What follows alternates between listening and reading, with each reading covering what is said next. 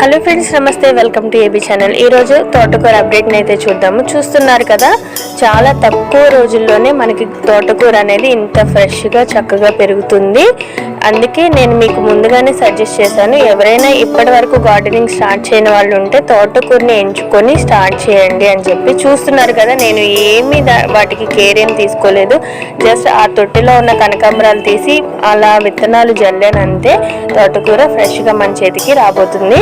And అలాగే మీకు తెలుసు కదా, చిట్టి కాకరకాయని మనం వేసాము. చిట్టి కాకరకాయ అంటే ఆ కాకరకాయ కాదండి, మీకు చూపిస్తున్న సైజులోనే కాకరకాయ అయితే వస్తుంది.